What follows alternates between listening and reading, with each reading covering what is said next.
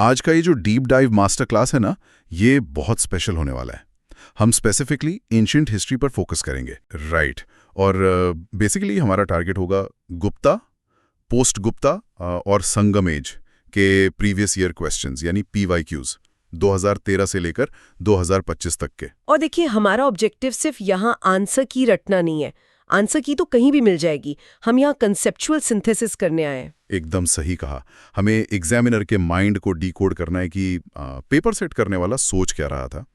तो चलिए सीधे पहले सेट ऑफ क्वेश्चंस पर चलते हैं, जो एंशिएंट स्कॉलर्स और ट्रैवलर्स के बारे में है। हाँ, क्योंकि एंशिएंट हिस्ट्री का एक बहुत बड़ा हिस्सा इन्हीं फॉरेन अकाउंट्स और कोर्ट पोएट्स के राइटिंग से बनता है। इनको इग्नोर किया ही नहीं जा सकता। तो जो पहला क्वेश्चन मैं यहाँ देख रहा हूँ, ये 2025 में आया था। क्वेश्चन था कि चाइनीज पिलग्रिम फाहियन, जिसे फाक्सियन भी कहते हैं, वो किसके रेन में इंडिया आए थे। ऑप्शंस क्या क्या थे इसमें? अच्छा, तो देखिए, इसका स्ट्रेट फॉरवर्ड आंसर है ऑप्शन बी, यानी चंद्रगुप्त सेकंड। फाहियन एक चाइनीज बुद्धिस्ट पिलग्रिम थे जो करीब 399 से 414 CE के दौरान इंडिया आए थे। राइट। लेकिन यहाँ एक अजीब बात है ना, मतलब ये वो समय था जब गुप्त साम्राज्य अपने बिल्कुल शिखर पर था और चंद्रगुप्त द्वितीय, जिनको हम विक्रमादित्य कहते हैं, उनका शासन था। हाँ, गोल्डन एज माना जाता है उसको। बिल्कुल। पर फाहियन ने अपने अकाउंट्स में कहीं भी इन महान राजा का नाम तक नहीं लिखा। मतलब कोई यात्री इतने शक्तिशाली साम्राज्य में आए और वहां के राजा का जिक्र ही ना करें, ये थोड़ा अजीब नहीं लगता? ये बहुत वैलिड ऑब्जर्वेशन है, लेकिन इसका जवाब फाहियन के पर्पस में छुपा है। फाहियन कोई राजनीतिक राजदूत या नॉर्मल टूरिस्ट नहीं थे। हाँ, वो तो एक मॉन्क थे ना। एग्जैक्टली, वो एक बुद्धिस्ट मॉन्क थे। उनका मेन गोल सिर्फ मूल बुद्धिस्ट टेक्स्ट को ढूंढना और तीर्थ स्थलों को विजिट करना था। उनके नजरिए से किंग्स और एम्पायर्स टेम्पररी चीजें थीं, रिलीजन परमानेंट था। Make sense. उनको राजकाज से कोई लेना देना ही नहीं था। चलिए अब स्कॉलर्स की टाइमलाइन पर आते हैं।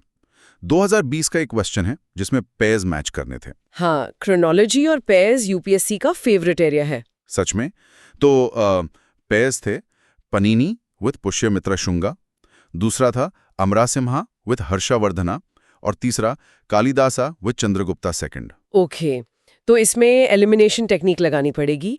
पनीनी का टाइम पीरियड अगर एस्पिरेंट्स को याद हो तो वो मौर्यन एम्पायर से भी पहले का है। राइट, मतलब करीब 3rd या 4th सेंचुरी BC। और पुष्यमित्रा तो उसके बहुत बाद आए। बिल्कुल, तो पहला पैर गलत हो गया। अब दूसरा पैर है अमरसिम्हा और हर्षवर्धना।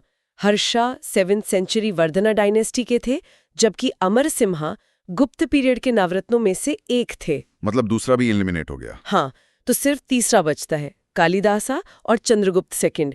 ये हिस्टोरिकली 100% करेक्ट है।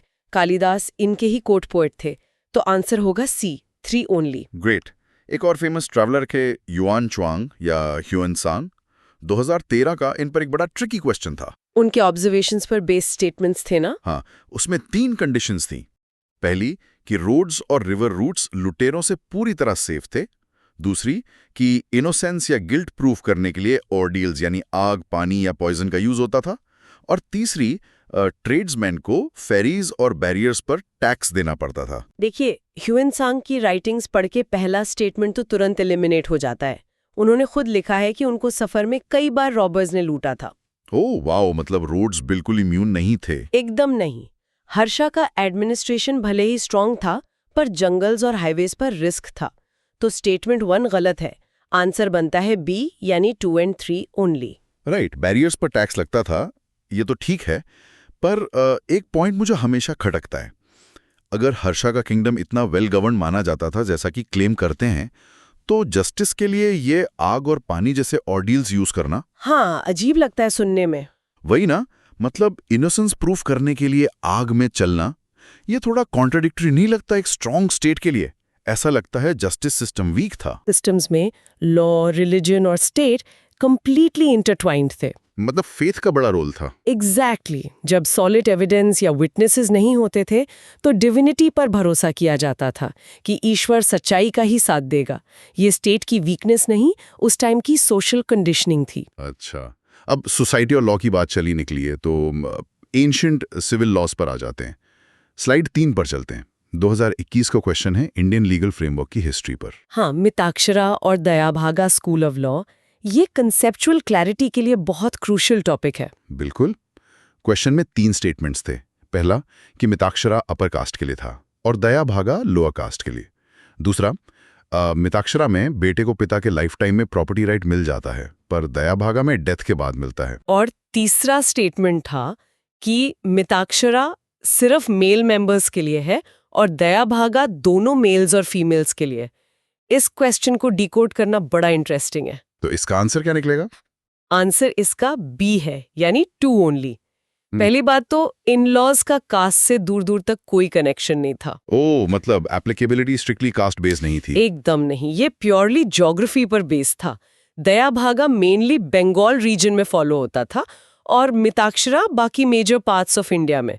तो पहला स्टेटमेंट गलत। और तीसरा स्टेटमेंट भी शायद इसीलिए गलत है क्योंकि दया भागा में वुमन को रिलेटिवली बेटर इनहेरिटेंस राइट्स मिलते थे, लेकिन मिताक्षरा भी फीमेल्स के राइट्स को कंप्लीटली इग्नोर नहीं करता था। राइट।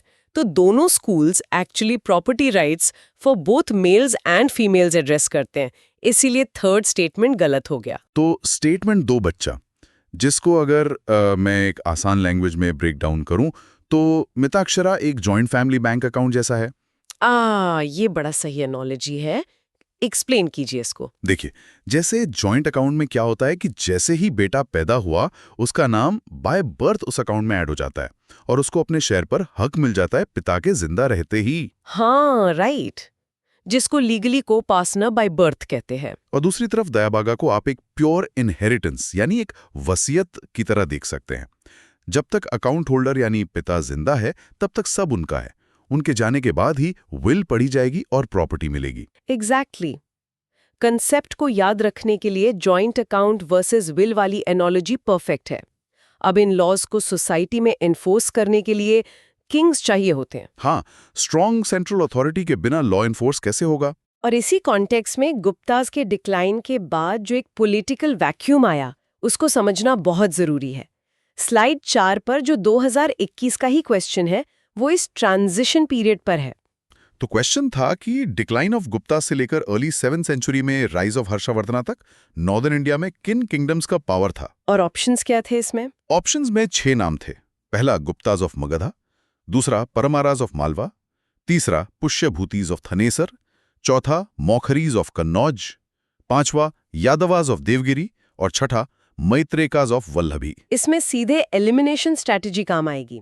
अगर कैंडिडेट्स बेसिक्स भी जानते हैं तो उन्हें पता होगा कि परमाराज ऑफ मलवा और यादवाज ऑफ देवगिरी ये तो कंप्लीटली मेडिवल एरा के हैं। हाँ, यादव्स तो अलाउद्दीन खिलजी के टाइम के आसपास थे। राइट, यानी 12th-13th सेंचुरी। और गुप्ताज का डिक्लाइन 6th सेंचुरी की बात है। तो स्टेटमेंट 2 और 5 एलिमिनेट कर दीजिए। ऑप्शंस हटाने के बाद आंसर बचता है बी, यानी 1, 3, 4 और 6। बिल्कुल। मगधा में लेटर गुप्ताज, हरियाणा में पुष्यभूतिज जहां से हर्षाए, यूपी कन्नौज में मौखरीज और गुजरात साइड मैत्रक्स। ये एग्जैक्ट मैच है उस पोस्ट गुप्ता फ्रैगमेंटेड मैप का। तो क्रोनोलॉजी और टाइमिंग पकड़ना कितना इंपॉर्टेंट है। ऐसा ही एक टाइमिंग वाला क्वेश्चन 2023 में पूछा गया था 8th सेंचुरी ओरिजिन्स के बारे में। हाँ, ये क्वेश्चन काफी कैंडिडेट्स को बाउंसर लगा था। क्वेश्चन था कि होयसाला, गहाड़ावाला, ककातिया और यादव, इनमें से कितनी dynasties early 8th century AD में एस्टैब्लिश हुई? और इसका क्लियर कट आंसर है डी, यानी नन। इनमें से कोई भी 8th सेंचुरी की नहीं है। राइट, मतलब होयसालाज और ककातियाज तो बहुत बाद में 11th और 12th सेंचुरीज में प्रोमिनेंस में आए। एग्जैक्टली। तो अगर अर्ली मिडीवल और मिडीवल टाइमलाइंस क्लियर ना हो तो ऐसे क्वेश्चंस फंसा देते हैं।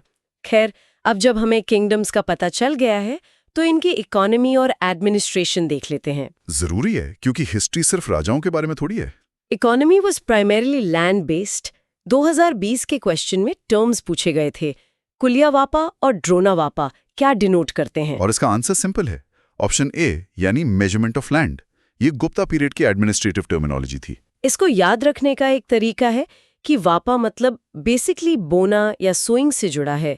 तो जितने सीड एक कुलियावापा एरिया में बोए जा सकें वही मेजरमेंट हो गया। सही टेक्निक है।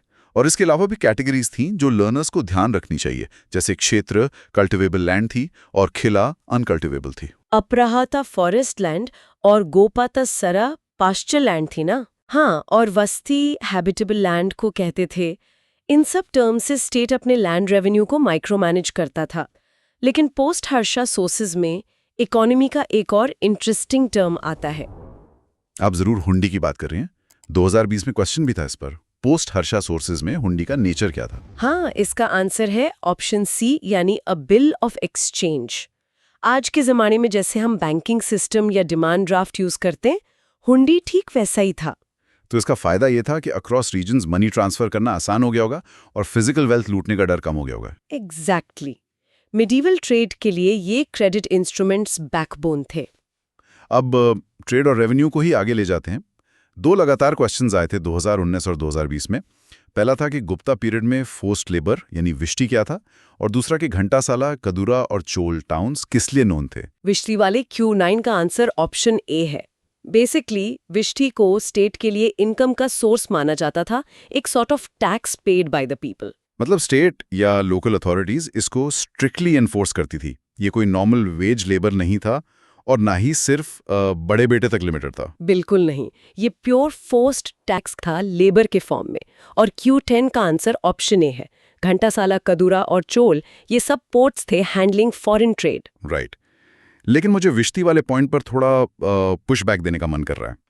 विष्टी एज अ टैक्स मतलब स्टेट आपसे सिर्फ आपकी फसल नहीं ले रहा है, वो आपका पसीना, आपका फिजिकल लेबर भी टैक्स की तरह क्लेम कर रहा है। ये टैक्सेशन का बहुत ही रॉ और ब्रूटल फॉर्म नहीं लगता? ये ब्रूटल जरूर लगता है आज के स्टैंडर्ड से, लेकिन एंशिएंट स्टेट क्राफ्ट में कैश या कॉइन फ्लो हमेशा कंसिस्टेंट नहीं होता था, और पब्लिक वर्क्स जैसे टेम्पल्स या टैंक्स बनाने के लिए उनको मैसिव ह्यूमन कैपिटल चाहिए होता था। तो उन्होंने लेबर को ही डायरेक्टली स्टेट रेवेन्यू से टाई कर दिया। हाँ, ये उनके लिए प्रैक्टिकल था, भले ही कॉमन मैन के लिए एग्जॉस्टिंग हो।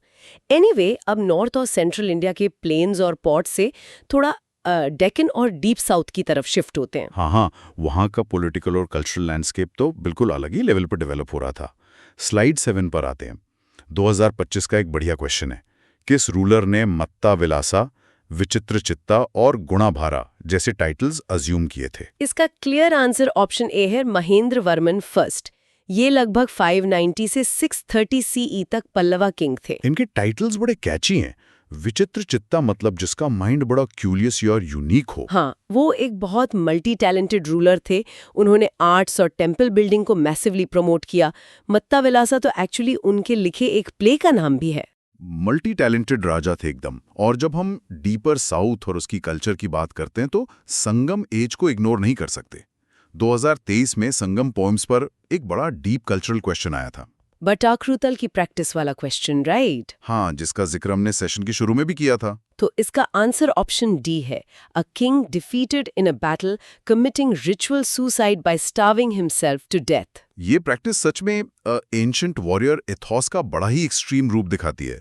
मतलब बैटल हार गए तो ऑनर प्रिजर्व करने के लिए पीठ दिखाने के बजाय नॉर्थ की तरफ फेस करके डेथ एम्ब्रेस कर लेते थे। हाँ, इसको फास्टिंग फेसिंग नॉर्थ भी कहा जाता था तमिल रिचुअल्स में। कई बार तो उनकी क्लोज सपोर्टर्स भी उनके साथ ये रिचुअल फॉलो करते थे। ये सोचकर ही अजीब सा लगता है कि उस समाज में ऑनर लिटरली लाइफ से ज्यादा वैल्यूएबल माना जाता था। एक डीप साइकोलॉजिकल कंडीशनिंग रही होगी। बिल्कुल रही होगी। अब ऐसी इंटेंस प्रैक्टिसेस जिस सोसाइटी में थी, उसका इकोनॉमिक फाउंडेशन भी समझना पड़ेगा। स्लाइड 8 पर 2023 का ही एक और क्वेश्चन है। कोरकेआई, पूमपुहार और मुचेरी किस लिए वेल नोन थे? ऑप्शंस थे Capitals, ports, iron and steel making या श्राइन्स। आंसर ऑप्शन बी है, ये बहुत फेमस पोर्ट्स थे। संगम एज यानी चोला, चेरा और पांड्यास के टाइम पर ये इकोनॉमिक हब्स थे फॉरेन ट्रेड के लिए। राइट। और इनके अलावा मुजिरिस, तोंडाई और अरिकामडू भी बहुत प्रोमिनेंट पोर्ट्स थे। रोमन एम्पायर के साथ इनका मैसिव ट्रेड चलता था। हाँ, वहां से रोमन गोल्ड और वाइन आती थी और यहाँ से स्पाइसेस और टेक्सटाइल्स जाते थे। सोसाइटी हाईली मोनेटाइज्ड और प्रॉस्परस थी। इसी सोसाइटी के बारे में 2022 का एक और स्टेटमेंट बेस्ड क्वेश्चन देखते हैं। 4 ऑप्शंस थे और इसमें जो करेक्ट स्टेटमेंट है वो बी है। The social classification of varna was known to Sangam poets. अच्छा, काफी एस्पिरेंट सोचते हैं कि साउथ में तो वर्ना सिस्टम बिल्कुल उस टाइम तक पहुंचा ही नहीं था, तो वो इस स्टेटमेंट को शायद रिजेक्ट कर देते हैं। वही मिस्टेक होती है। अगर हम तोल्कापियम को रेफर करें, जो उनका ओल्डेस्ट ग्रामर वर्क है, तो उसमें प्रोमिनेंटली 4 कास्ट की बात की गई है। भले ही वो later pan Indian rigid model जैसा स्ट्रिक्टली प्रैक्टिस ना हो, पर लिटरेचर में मेंशन डेफिनेटली था। और इस लिटरेचर की एक और खास बात है, इनका मटेरियल कल्चर और वॉर टैक्टिक्स पे फोकस। हाँ, और मैजिकल फोर्सेस जिसको अनंकु कहते थे, उसका बिलीफ भी बड़ा स्ट्रॉन्ग था। अनंकु बेसिकली सेक्रेड पावर मानी जाती थी जो ऑब्जेक्ट्स या प्लेसेस में इनहेबिट करती थी। और पोएट्स ने इसको इरेशनल बोलकर डिसमिस नहीं किया बल्कि एक्सेप्ट किया। तो इकोनॉमी पोर्ट्स के थ्रू बूम कर रही है, बट साइमल्टेनियसली अनांकू जैसे मिस्टिक कॉन्सेप्ट्स भी एग्जिस्ट कर रहे हैं। फैसिनेटिंग। स्लाइड 9 पर 2020 का क्वेश्चन है। क्वेश्चन था, rise of Pratiharas under king Bhoja, Pallava power under Mahendra Varman first, Chola power under Parantaka first और Pala dynasty founded by Gopala. इनका करेक्ट ऑर्डर क्या है? ओके, तो इस सीक्वेंस को ऐसे ब्रेक डाउन करते हैं। सबसे पहले पल्लवाज आए करीब 6 to 9 सेंचुरी, उसके बाद पालाज आए करीब 750 सीई में, फिर 8th सेंचुरी में गुर्जरा प्रतिहाराज और फाइनली 9th सेंचुरी के ऑनवर्ड्स चोलास का राइज हुआ। तो ऑप्शन बनता है सी, यानी 2413। टाइमिंग और सीक्वेंस का क्लियर कॉन्सेप्ट होना कितना हेल्प करता है ऐसी जगह। एग्जैक्टली। और हमारा आखिरी क्वेश्चन आज का 2016 से है, जो एक टर्म्स और मीनिंग वाला लेक्सिकॉन मैट्रिक्स है। क्वेश्चन में 3 पेयर्स थे। Eripatti matched with land revenue for village tank, taniyurs matched with villages donated to Brahmans और ghatikas matched with colleges generally attached to temples. इसका करेक्ट आंसर डी है, यानी 1 and 3 ओनली। तो तान्योर्स इनकरेक्टली मैच्ड है मतलब? हाँ, क्योंकि ब्राह्मण डोनेटेड विलेजेस को तो ब्रह्मदया या अग्रहारा कहते थे। तान्योर्स एक्चुअली चोला एडमिनिस्ट्रेशन के अंडर बड़ी डिस्टिंक्ट रेवेन्यू यूनिट्स होती थीं, यानी लार्ज इंडिपेंडेंट विलेजेस। अच्छा। और घटिकास तो हायर लर्निंग सेंटर्स थे, जैसे कांची में थे, तो वो करेक्ट मैच है। लेकिन सबसे इंटरेस्टिंग टर्म मुझे इरिपत्ती लगता है। Land revenue strictly just for irrigation tanks. हाँ, उस सिस्टम में उन्होंने स्पेसिफिक लैंड्स डेडिकेट कर दी थी जिसका इनकम सोली लोकल वाटर टैंक्स मेंटेन करने में यूज होता था। मैं ये सोच रही थी कि इतने बड़े मौर्यन स्टेट की मशीनरी आखिर काम कैसे करती थी? मतलब डिस्ट्रिक्ट एडमिनिस्ट्रेशन चलाने वाले लोग आखिर थे कौन? हाँ, तो अगर हम मौर्यन डिस्ट्रिक्ट एडमिनिस्ट्रेशन की ब्यूरोक्रेसी की बात करें तो ये एक बहुत ही वेल डिफाइंड हायरार्की थी। हाल ही के आई थिंक 2025 के प्रीलिम्स पेपर में इस स्ट्रिक्ट हायरार्की पर सीधा सवाल बन चुका है। अच्छा। हाँ, इस स्ट्रक्चर में 3 मेन ऑफिसर्स आते थे। सबसे ऊपर थे प्रादेशिका, जो एक पूरे प्रोविंस या टेरिटरी के ओवरऑल इंचार्ज थे। ओके। उनके अंडर आते थे रज्जुक, जिनका काम प्राइमरली रूरल सर्वे, लैंड असेसमेंट और लॉ एंड ऑर्डर मेंटेन करना था। और इस चेन में उनको असिस्ट करने के लिए सबसे नीचे थे युक्त, जो जूनियर सेक्रेटेरियल ऑफिसर्स हुआ करते थे। वेट, एक सेकंड। इस हायरार्की को याद रखने के लिए हम आज के सिस्टम से एक पैरेलल ड्रॉ कर सकते हैं ना? हाँ, बिल्कुल कर सकते हैं। कैसे? जैसे अगर आज के मॉडर्न एडमिनिस्ट्रेशन से इसकी तुलना की जाए तो प्रादेशिका तो बेसिकली आज का डीएम यानी डिस्ट्रिक्ट मैजिस्ट्रेट हो गया, जो टॉप बॉस है। सही है। रज्जुक हमारे रेवेन्यू ऑफिसर्स या तहसीलदार हो गए, जो फील्ड में जाकर जमीन का सर्वे और लोकल कानून व्यवस्था देखते हैं। और युक्त को एक क्लर्क या सेक्रेटेरियल स्टाफ मान सकते हैं। एग्जैक्टली। तो डीएम, तहसीलदार और क्लर्क, प्रादेशिका, रज्जुक और युक्त, ये काफी लॉजिकल फ्लो है याद रखने के लिए। बहुत ही बेहतरीन एनालॉजी है ये। ऐसे एस्पिरेंट्स को रटना नहीं पड़ेगा। हाँ, पर ब्यूरोक्रेसी तो सिर्फ कानून एनफोर्स करती है ना, कानून खुद कैसे थे? जैसे इंट्रोडक्शन में मैंने अर्थशास्त्र के स्लेवरी रूल्स की बात की, उस जमाने में स्लेवरी का कॉन्सेप्ट आखिर कितना डिफरेंट था। यही सबसे मैं कहूँगा सबसे फैसिनेटिंग लीगल टेनेंट है कौटिल्य के अर्थशास्त्र का, और इसी पर कैंडिडेट्स अक्सर गलती करते हैं। देखो, एंशिएंट इंडिया में स्लेवरी या दास प्रथा एग्जिस्ट जरूर करती थी, पर उसके कॉजेज और राइट्स रोमन या अमेरिकन स्लेवरी से मतलब बहुत अलग थे। किस तरह से अलग थे? कोई व्यक्ति खुद को फाइनेंशियल क्राइसिस में बेचकर दास बन सकता था, किसी को युद्ध में बंदी बनाया जा सकता था, या फिर किसी को कोर्ट के जुडिशियल पनिशमेंट के तौर पर दास बनने का आदेश दिया जा सकता था। ओहो। लेकिन जैसा आपने शुरू में जिक्र किया, इन दासियों के पास रोबस्ट लीगल सेफगार्ड्स थे। मौर्यन सोसाइटी में स्लेवरी एक परमानेंट, जनरेशनल या इनहेरिटेड कंडीशन नहीं थी। मतलब कोई बच्चा पैदाइशी दास नहीं होता था। बिल्कुल। सोशल मोबिलिटी के स्ट्रॉन्ग प्रोविजंस थे, जहां दासी का बेटा लेजिटिमेट हेयर बन सकता था और आजाद हो सकता था। वाओ, ये दिखाता है कि उनकी स्टेटक्राफ्ट कितनी नुआंस्ड थी। लेकिन अब एक सवाल उठता है, एक मैसिव एम्पायर सिर्फ कानून से तो नहीं चलता, कानून को लागू करने के लिए एक फिक्स्ड ज्योग्राफी चाहिए। एकदम सही। तो चलिए स्टेटक्राफ्ट से निकलकर हिस्टोरिकल ज्योग्राफी और बुद्धा की लाइफ पर आते हैं, जो कि हमारा दूसरा मेन पिलर है। मैंने नोटिस किया है कि एग्जामिनर अक्सर किंगडम्स और रिवर्स को मैच करने में ट्रिक करता है। हाँ, नदियों और प्राचीन राज्यों का एक मैप है जिससे समझना हर कैंडिडेट के लिए बहुत एसेंशियल है। जैसे अश्मक नामक किंगडम साउथ में गोदावरी वैली में था। कोसल, जो सरयू नदी के किनारे था, वो गौतम बुद्धा के लाइफ से डीपली जुड़ा था। उन्होंने अपने जीवन के आखिरी 20 साल मोस्टली यहीं बिताए थे। और मगध तो बुद्धा के स्पिरिचुअल सर्च का एपिसेंटर था ही, लेकिन यूपीएससी हर बार कंबोज और अवंती को ऑप्शंस में डालकर एक क्लासिक ट्रैप सेट करता है। हाँ, ये मैंने भी देखा है। कंबोज और अवंती को हमेशा गलत पेयर्स में प्लेस किया जाता है। इसके पीछे का एग्जैक्ट लॉजिक क्या है? एग्जामिनर कैंडिडेट्स को किस तरह से कंफ्यूज करना चाहता है? ये एसेंशियली कैंडिडेट्स की उनकी स्पेशल अवेयरनेस का टेस्ट है। जैसे एक पीवाईक्यू में उन्होंने कंबोज को विपास नदी यानी ब्यास रिवर के साथ मैच कर दिया, जो कि गलत है। ज्योग्राफिकली ये बिल्कुल गलत है, क्योंकि कंबोज एक्सट्रीम नॉर्थ वेस्ट में था, जबकि विपास उससे बहुत दूर बहती है। अच्छा। और अवंती को उन्होंने सेंट्रल या ईस्टर्न रिवर सिस्टम्स के साथ जोड़ा, जबकि अवंती एक्चुअली नर्मदा वैली और उज्जैनी के आसपास का एरिया था। राइट। और दूसरा सबसे बड़ा ट्रैप ये होता है कि अवंती और गांधार को बुद्धा के डायरेक्ट एसोसिएशन में दिखाया जाता है। वेट, लेकिन अवंती और गांधार तो बाद में बुद्धिस्ट हब्स बन गए थे ना? तो कैंडिडेट तो यहीं फंसेगा कि इनका बुद्धा से तो लेना देना है ही। एग्जैक्टली। और यही तो इल्यूजन है। ओहो, गांधार अशोका के टाइम पर इंपॉर्टेंट हुआ और वहां ग्रीको बुद्धिस्ट आर्ट फ्लरिश हुआ, पर हम बुद्धा अपनी पूरी जिंदगी में कभी इन रीजन्स में गए ही नहीं थे। अच्छा। हाँ, उनका मूवमेंट मेनली मगध और कोसल के इर्द गिर्द ही सीमित था। ओह, समझ आई बात। तो सिर्फ हिस्ट्री नहीं, बल्कि क्रोनोलॉजी और नदियों के एक्चुअल फ्लो का पता होना बहुत जरूरी है। बिल्कुल। अब जब हम इतने बड़े ज्योग्राफिकली स्प्रेड आउट एरियाज की बात कर ही रहे हैं, तो अशोका पर आना तो तय है। अशोका ने इतने बड़े भूभाग पर पाटलिपुत्र से लेकर कलिंग और गांधार तक अपने मैसेजेस कैसे पहुंचाए? रॉकेटिक्स के थ्रू, राइट? हाँ, और इन एडिक्ट हुई ज्योग्राफिकल मैपिंग यूपीएससी का फेवरेट थीम है। कैंडिडेट्स को अशोकन रॉकेटिक्स की एग्जैक्ट स्टेट्स पता होनी चाहिए। जैसे धौली उड़ीसा में है और एरागुड़ी आंध्र प्रदेश में है। ये एकदम क्लियर है।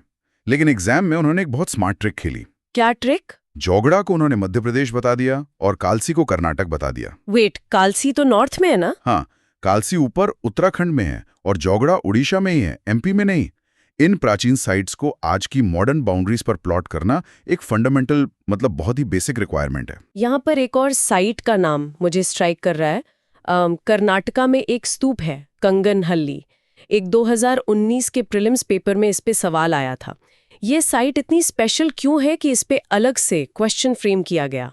कंगनहल्ली इसलिए एक्सेप्शनल है क्योंकि वहां एक स्टोन पोर्ट्रेट मिला है जिसके नीचे ब्राह्मी लिपि में रानियों अशोका यानी राजा अशोका लिखा हुआ है। वाओ। हाँ, पूरे भारत में ये अशोका का इकलौता इंस्क्राइब्ड स्टोन पोर्ट्रेट है जहां उनकी आकृति और उनका नाम एक साथ हैं। ये तो बहुत इंपॉर्टेंट फैक्ट है। बिल्कुल।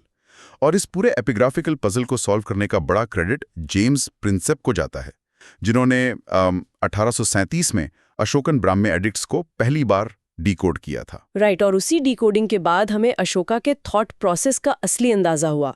और उस थॉट प्रोसेस में मेजर रॉक एडिक्ट 12 का जिक्र होना तो लाजमी है। मैंने पढ़ा है कि इस पर्टिकुलर एडिक्ट में एक ऐसी वार्निंग है जो आज के दौर में सीधे फिट बैठती है। हाँ, मेजर एडिक्ट 12 रिलीजियस टॉलरेंस यानी धार्मिक सहिष्णुता की बात करता है।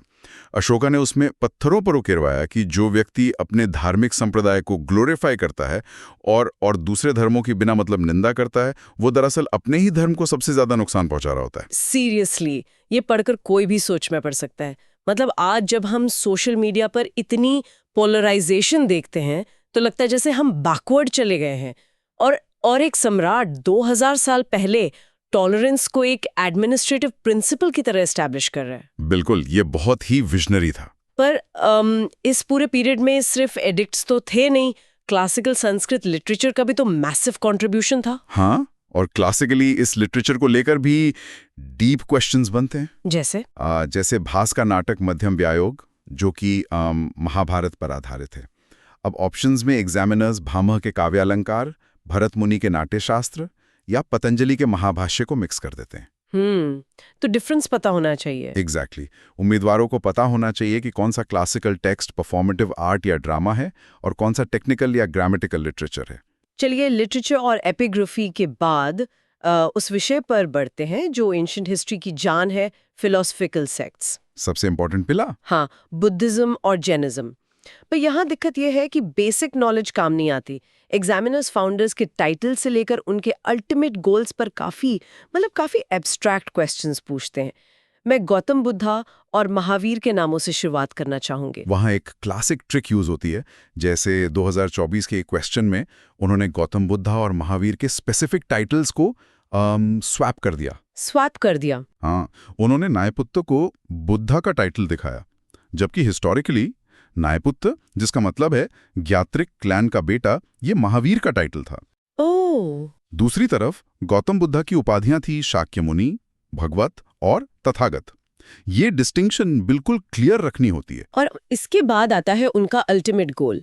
मुझे लगता है निर्वाण के कॉन्सेप्ट को लेकर सबसे बड़ा फिलोसॉफिकल ट्रैप सेट किया जाता है। एक साधारण कैंडिडेट यही सोचता है कि निर्वाण का मतलब है कंप्लीट एनिहिलेशन ऑफ सेल्फ, यानी खुद को पूरी तरह से मिटा देना। और ठीक यही फ्रेज कंप्लीट एनिहिलेशन एग्जाम में ट्रैप के रूप में इस्तेमाल होता है। अच्छा। हाँ, बुद्धिज्म में निर्वाण का असली मतलब कोई फिजिकल विनाश या एग्जिस्टेंशियल वाइप आउट नहीं है। निर्वाण का अर्थ एक डीप साइकोलॉजिकल स्टेट से है, उसको extinguishing the flame of desire कहा गया है। मतलब एक ऐसी स्थिति जहां लालच, नफरत और मोह की आग बुझ जाती है। ये अपने अस्तित्व का पूर्ण विनाश नहीं, बल्कि मेंटल सफरिंग का एंड है। दोनों में जमीन आसमान का फर्क है। ये बहुत ही लिबरेटिंग थॉट है, एक्सटिंग्विशिंग द फ्लेम। पर इन प्रोफाउंड विचारों को लोगों तक पहुंचाने के लिए फिजिकली उन्हें एंकर करने की जरूरत थी, और वहां से स्तूपों की शुरुआत होती है। स्तूप आर्किटेक्चर और अरुण से जुड़े सेक्ट्स की ओरिजिन स्टोरी क्या है? यहाँ एस्पिरेंट्स को क्रोनोलॉजी ध्यान में रखनी पड़ती है। क्या स्तूप का कॉन्सेप्ट टोटली बुद्धिस्ट ओरिजिन का है? मुझे तो लगता था हाँ। नहीं, बुद्धिज्म से पहले भी बुरियल माउंट्स बनाए जाते थे, लेकिन बुद्धिज्म ने इस कॉन्सेप्ट को अडॉप्ट कर लिया और इन स्ट्रक्चर्स में रेलिक्स यानी बुद्धा या प्रोमिनेंट भिक्षुओं के अवशेष रखने शुरू कर दिए। ओके। ये वर्शिप के मॉन्यूमेंट्स बन गए। ऐसा ही एक बड़ा केंद्र था धान्य कटक, जो आज के आंध्र प्रदेश के अमरावती रीजन में है। धान्य कटक, इस साइट का सीधा कनेक्शन महासांघिक सेक्ट से बताया जाता है। लेकिन जैसे ही हम महासांघिक या स्थाविरवादी जैसे टर्म्स पर आते हैं, तो मतलब कंफ्यूजन बहुत बढ़ जाता है। ये सेक्ट्स डिवाइड क्यों हुए? देखो, ये स्प्लिट एक्चुअली आइडियोलॉजिकल और डिसिप्लिनरी डिफरेंसेस का नतीजा था। अर्ली बुद्धिज्म दो मुख्य ब्रांचेस में बटा। एक थे स्थाविरवादी और दूसरे थे महासांघिक। ओके। स्थाविरवादियों को एक तरह से ट्रेडिशनलिस्ट्स या कंजर्वेटिव एल्डर्स माना जा सकता था। वो स्ट्रिक्ट रूल्स और पुरानी परंपराओं को प्रिजर्व करना चाहते थे। आगे चलकर थेरावाद और सर्वास्तिवाद इन्हीं स्थाविरवादियों से निकले, और ये सब हीनयान स्कूल का हिस्सा थे।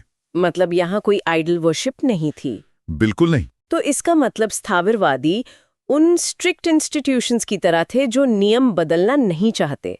पर इसके रिस्पॉन्स में एक मास मूवमेंट पैदा हुआ, महासांघिक। ये लोग थोड़े लीफॉर्मर्स टाइप थे। सही पकड़ा आपने। महासांघिकों ने ग्रेट कांग्रीगेशन फॉर्म किया। इन्होंने ट्रेडिशंस को थोड़ा पुश किया। इन्हीं का एक बहुत प्रोमिनेंट ऑफशूट निकला, जिसे लोकोत्तरवादी कहा गया। लोकोत्तरवादी? हाँ, उनका कोर बिलीफ ये था कि बुद्धा कोई ऑर्डिनरी इंसान नहीं है जो बस एनलाइटन हो गए, बल्कि वो लोकोत्तर हैं, एक दिव्य शक्ति हैं। ओ, बुद्धा का डेइफिकेशन। एग्जैक्टली। इसने बुद्धा के दैवीकरण की शुरुआत की, और यहीं से फॉर्मली महायान बुद्धिज्म की नींव रखी गई। तो महायान बुद्धिज्म बेसिकली इस बिलीफ पर आधारित है कि बुद्धा एक डिवाइन एंटिटी है। और मुझे जहां तक याद है, महायान आइडियोलॉजी को समझने के लिए 3 स्पेसिफिक पिलर्स को ट्रेस किया जा सकता है: पारमिता, बोधिसत्व और मैत्रेय। एकदम सही फ्लो चार्ट है ये। महायान पाथ का पहला स्टेप है पारमिता। ये दरअसल परफेक्शंस हैं, जैसे करुणा और ज्ञान। एक सीकर को एनलाइटनमेंट की तरफ बढ़ने के लिए इन पारमिताओं को मास्टर करना पड़ता है। जब कोई व्यक्ति इन वर्चूज में परफेक्ट हो जाता है तब वो स्टेप 2 पर पहुंचता है। वो बन जाता है बोधिसत्व। और एक बार कोई बोधिसत्व बन गया तो वहां एक बहुत बड़ा कैच है। हाँ, ये कॉन्सेप्ट प्योरली महायान बुद्धिज्म का है। एक बोधिसत्व एक ऐसा प्रबुद्ध प्राणी है जो मोक्ष पाने के बिल्कुल कगार पर खड़ा है, पर वो अपना मोक्ष डिले कर देता है। क्यों? ताकि वो इस संसार में रुककर बाकी सभी लोगों को मोक्ष पाने में मदद कर सके। यही महायान की कोर फिलॉसफी है, यूनिवर्सल सैल्वेशन। और इसमें तीसरा एलिमेंट आता है मैत्रेय का। मैत्रेय वो फ्यूचर बोधिसत्व है जो आने वाले वक्त में इस दुनिया को बचाने के लिए अवतरित होंगे। इसको हम एक मॉडर्न लेंस से देख सकते हैं। बोधिसत्व उस बहुत ही ब्राइट और दयालु कॉलेज सीनियर की तरह है जिसके क्रेडिट्स पूरे हो चुके हैं और वो आराम से ग्रेजुएट हो सकता है, पर वो कैंपस छोड़कर तब तक नहीं जाता जब तक वो अपने सारे जूनियर्स को पास होना नहीं सिखा देता। हाँ, बिल्कुल, बहुत ही शानदार एनालॉजी है। यही कंपैशनेट स्पिरिट महायान की पहचान है। राइट। अब जब हमने बुद्धिज्म को इतना डिटेल में डिकंस्ट्रक्ट किया है तो हमें उस दौर के दूसरे डोमिनेंट फिलॉसफी जैनिज्म और उसके मेटाफिजिक्स को नहीं भूलना चाहिए। हाँ, क्योंकि यूपीएससी वहां से ऐसे टर्म्स उठाता है जो काफी कॉम्प्लेक्स साउंड करते हैं।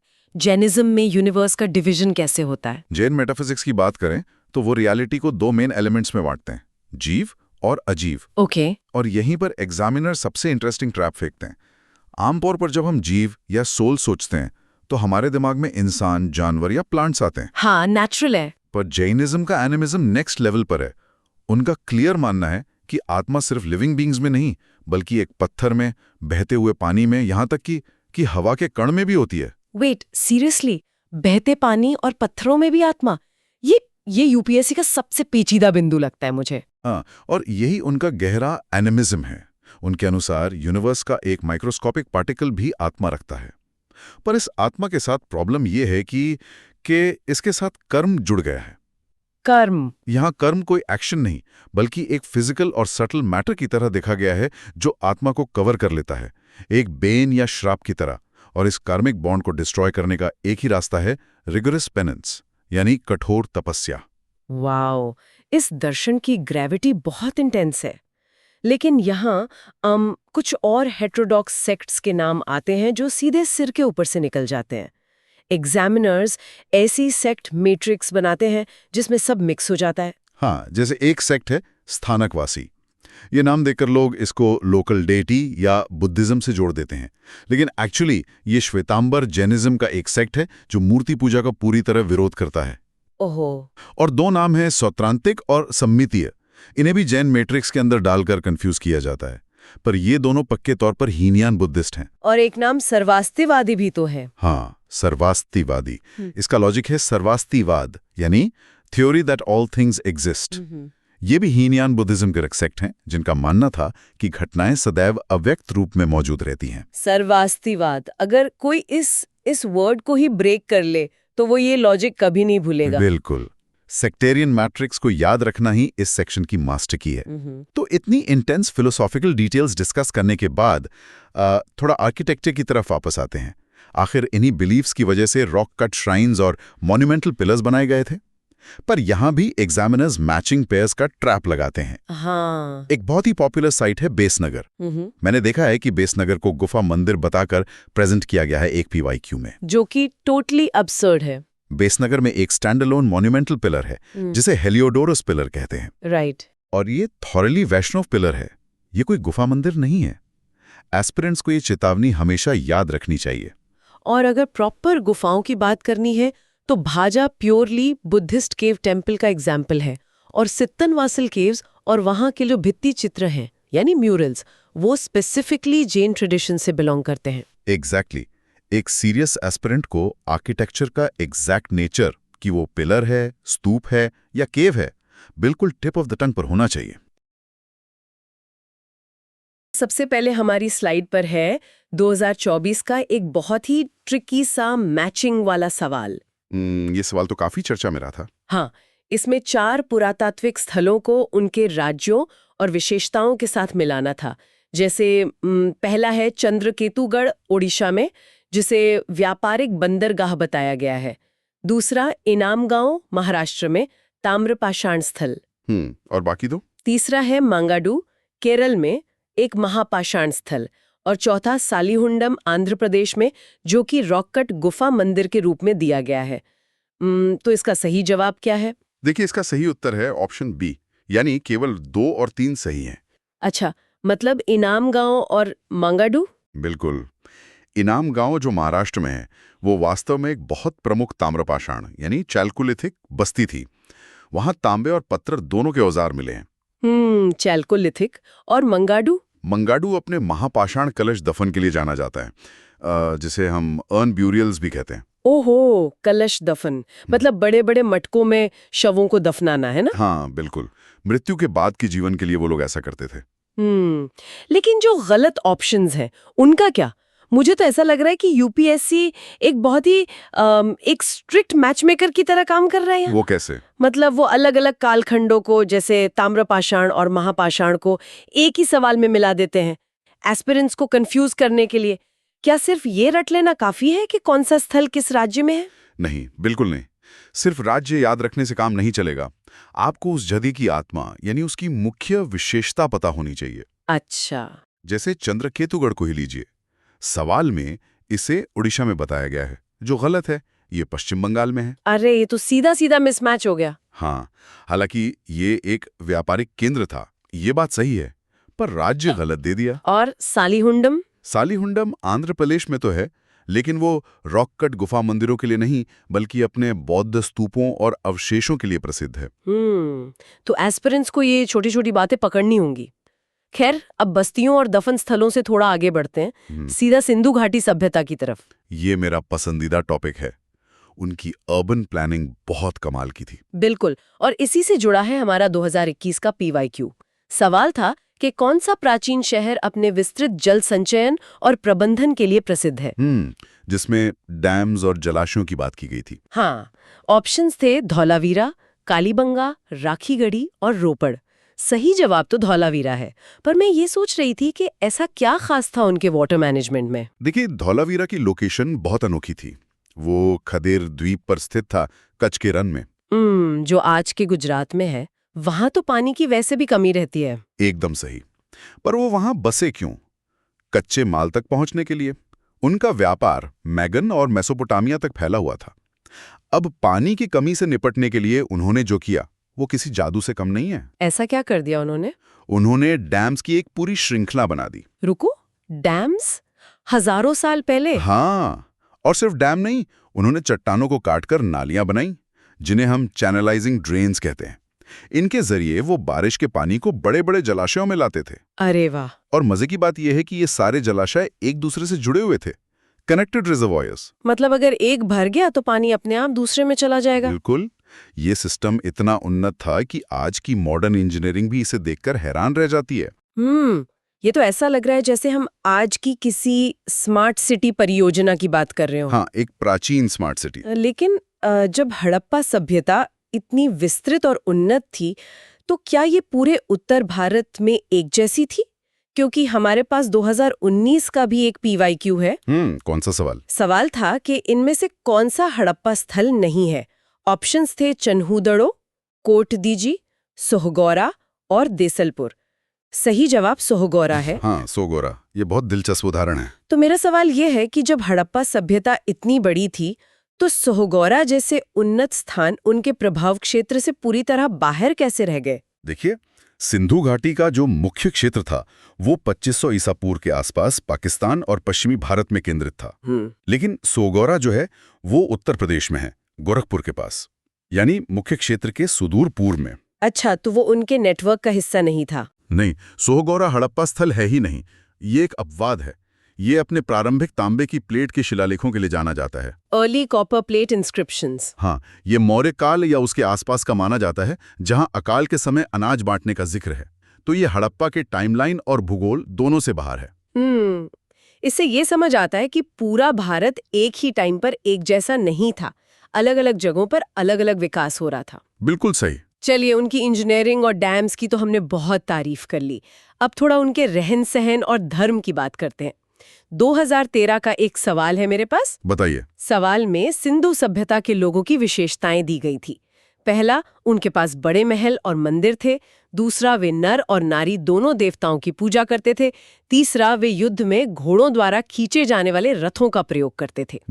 ये सवाल कॉन्सेप्ट्स चेक करने के लिए बेहतरीन है। दूसरा कथन है, यानी वो नर और नारी देवताओं की पूजा करते थे। बिल्कुल। पर मैं यहाँ एक मजबूत पुशबैक देना चाहूंगी। हाँ, बताइए। अगर वो इतने उन्नत थे कि धौलावीरा जैसा विशाल जल नेटवर्क बना लिया, तो ये कितनी अजीब बात है कि उन्होंने अपने देवताओं या राजाओं के लिए कोई बड़ा महल या मंदिर नहीं बनाया।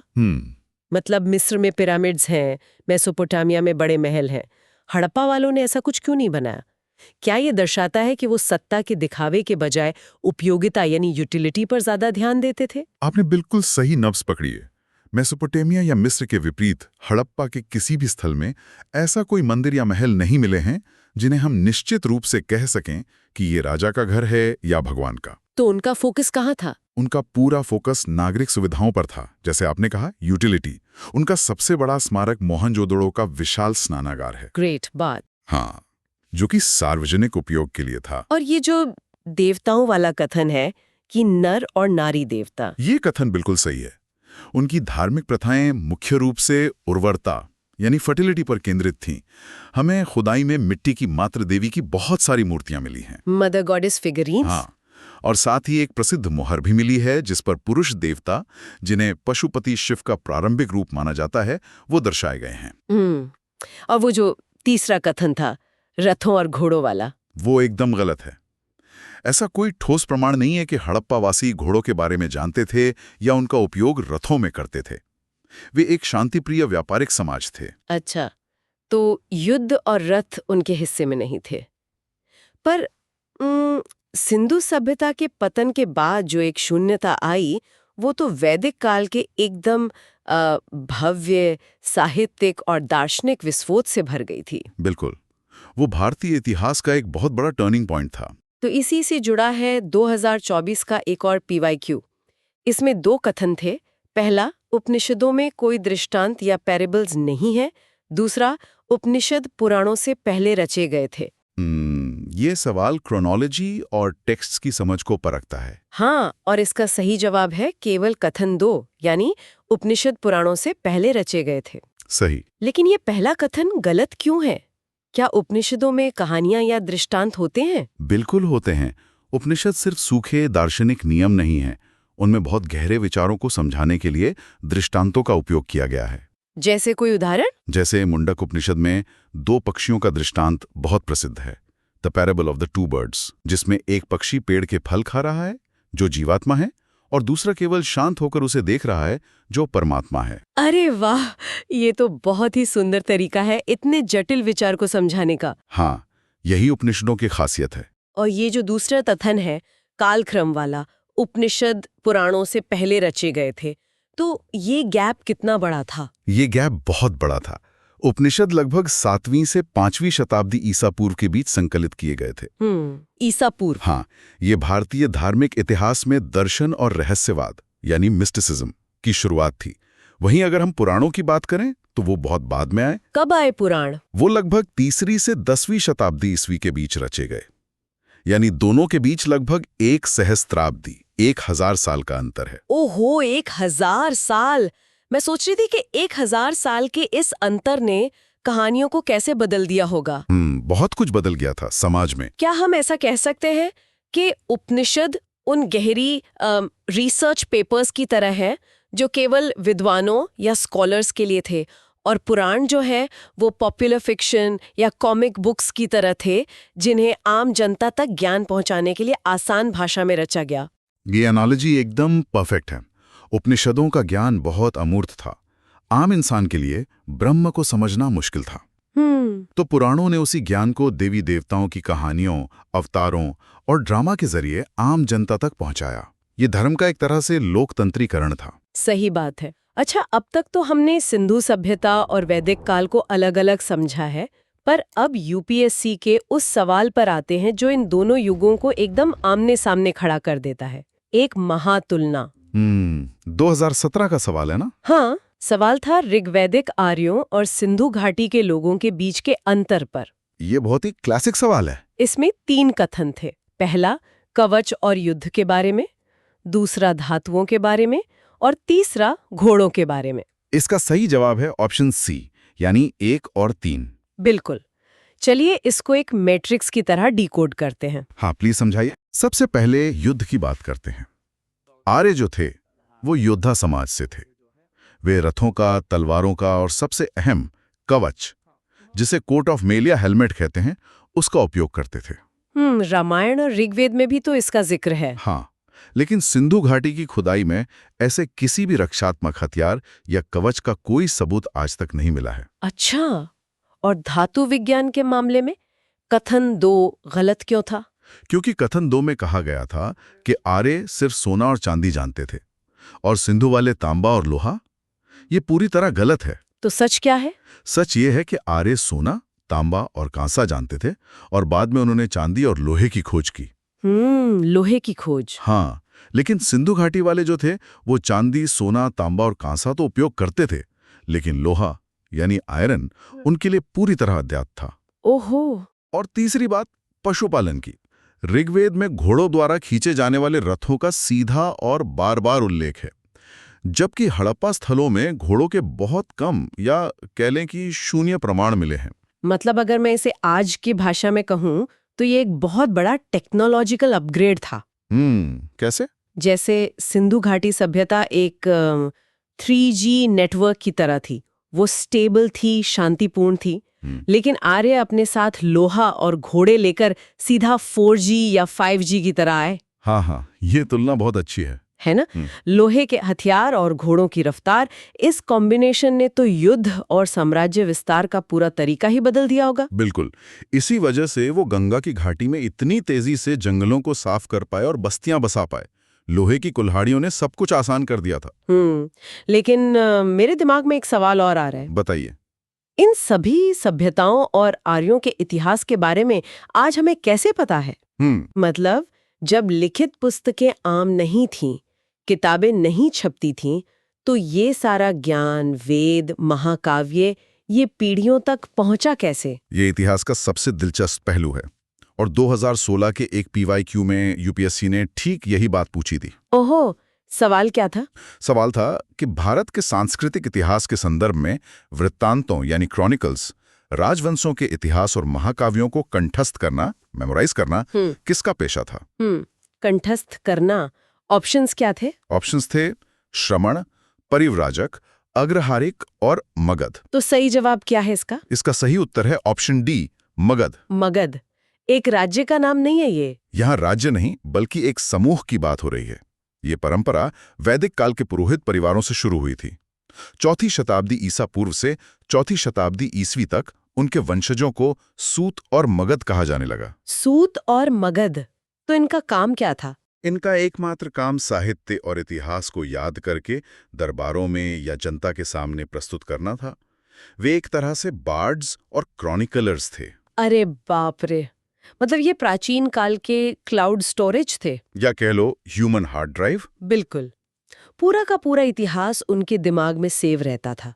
लेकिन मैं सोच रही थी, क्या इस तरह कंठस्थ करने की कला में मानवीय भूल या ह्यूमन एरर का जोखिम नहीं था?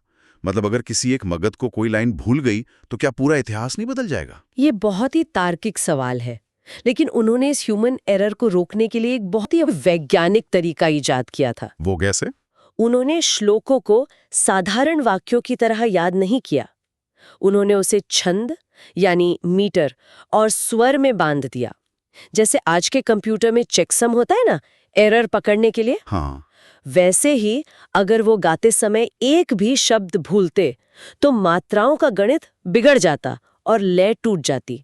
उन्हें तुरंत पता चल जाता कि कुछ गलत हुआ है। वाओ, ये तो सच में माइंड ब्लोइंग है। मतलब हमारी प्राचीन तकनीक सिर्फ डैम्स और लोहे तक सीमित नहीं थी, बल्कि ज्ञान को सुरक्षित रखने का तरीका भी कितना साइंटिफिक था। बिल्कुल, ये हमारी सभ्यता की बहुत बड़ी अचीवमेंट है। तो एस्पिरेंट्स, इस पूरे मास्टर क्लास से हमें ये साफ समझ आता है कि इतिहास केवल तारीखों को रटने का कोई बोरिंग विषय नहीं है। एकदम सही।